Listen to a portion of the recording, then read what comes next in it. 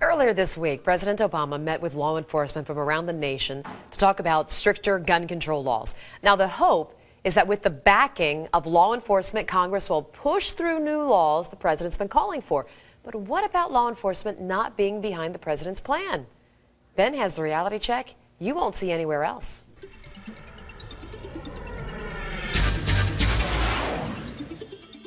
Well, there is one group of law enforcement who have been very vocal about the president's calls for tighter gun control laws, along with his 23 executive directives signed about 2 weeks ago.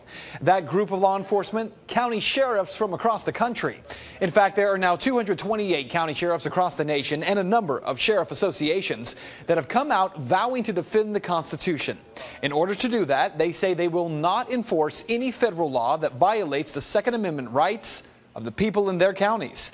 That list includes sheriffs from Washington, Alabama, Utah, New Mexico, Texas, Florida, California, Kentucky, Ohio, just to name a few. In fact, it is a sheriff from Kentucky who says he was the first to make this stand that seems to have rapidly spread across the nation. He is Sheriff Denny Payman from Jackson County, Kentucky, and he spoke with me by phone. Signed a letter. I was actually the first sheriff to make a stand, and about 3 days later is when our Oregon sheriff did, and then some others followed with that. The way it's been kind of displayed is these are suggestions that we'll talk about, but then it's all of a sudden gone to, no, these are what we're going to enforce. Well, they're not going to be enforced here. Now, we went through that list of President Obama's 23 executive orders on guns, and the reality is most of them are simply memos to federal agencies about giving instruction, which, in fairness, is exactly what an executive order is supposed to consist of. From what we can tell, the list of 23 does not really include any new laws on guns via executive order, which is what Sheriff Payman says he is looking out for. This is my feeling, okay, and I believe I'm on the right track. Is what they're doing. They're trying to find a soft spot. They're trying to crack the door. Okay, well, if they'll accept that, let's chip away at that amendment a little bit. I know the people of my county well enough.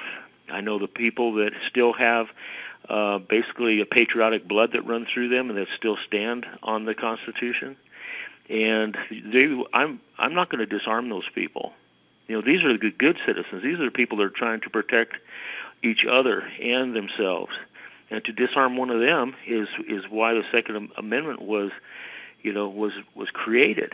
But to have the federal people don't have business in here doing that. They cannot walk in and disarm people in Jackson County. So what this means for you, for those of you in Ohio and Kentucky, 2 county sheriffs have made this commitment in Ohio, 6 in Kentucky.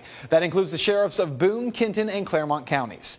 Sheriff Payman says the reason for the pledge is simple. At the end of the day, the sheriff says it is his oath of office to protect the people of his county. And he says that happens in part by protecting the constitutional rights of the people living in his county. And that is Reality Check. You can find the sources for the story posted on our website, fox19.com. And if you'd like to make your voice heard, head over to Ben's Facebook page. Find it by simply searching Ben Swann.